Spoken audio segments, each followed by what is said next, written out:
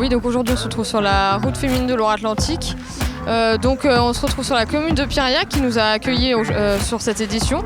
Et donc il y aura un peloton d'environ 60 coureuses. Donc ça devrait quand même bien se jouer. Après on verra s'il n'y a pas des différences de niveau, mais voilà, ça devrait être sympathique.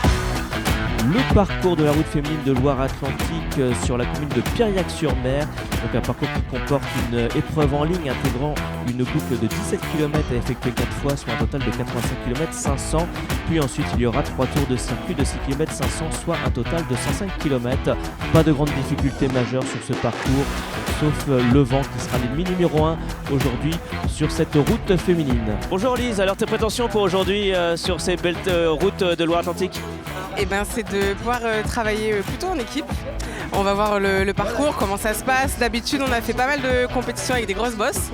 Donc là, ça va être un peu nouveau pour nous. Donc bosser en équipe en tout cas.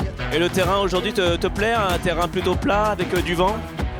Pas forcément. Moi, je préfère plutôt quand ça grimpe, mais ça va le faire. Je pense que je suis vraiment l'entre-deux idéal entre un parcours roulant et dur. J'aime bien quand c'est vallonné et usant. Aujourd'hui, ça va être relativement plat, mais justement, je vais profiter de ça pour durcir la course justement et être offensive.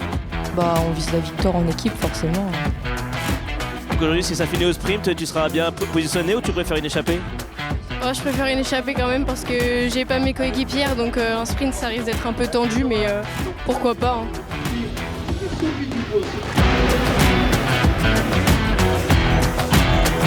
Un peloton de 53 coureuses ont pris le départ pour une distance de 105 km.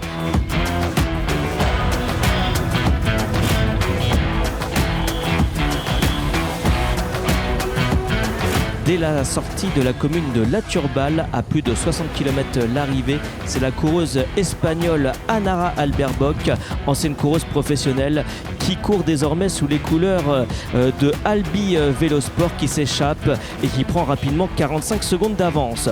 Le peloton réagit, mais sans succès, et la coureuse espagnole s'envole pour atteindre une avance de 2 minutes 50. Arrivée sur le circuit final à parcourir 3 fois, il reste seulement 20 km à parcourir. Quelques attaques dans le peloton, notamment la coéquipière d'Anara Alberboc avec le dossard 54 qui montre les couleurs, la coureuse italienne Giorgia Voltellero, mais sans succès malheureusement. Le peloton reste attentif.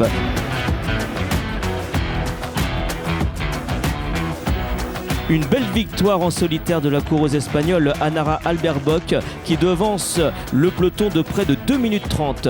L'arrivée se joue au sprint pour le peloton. Le sprint est lancé de très très loin, à 300 mètres de la ligne d'arrivée, qui est remporté par Margarita Mizzurina de la formation de Lanester Women Morbihan.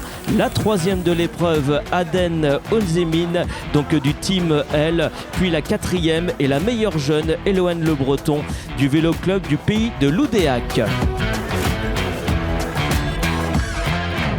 On espérait plutôt un groupe assez conséquent avec plusieurs filles de la Team L. Mais bon, ça se finit par un podium, donc très heureuse. Es un buen entrenamiento para mí de cara a los campeonatos de España y Vuelta a Portugal que vamos con el equipo. Me gustaría hacer un gran resultado, así que vamos a por todas.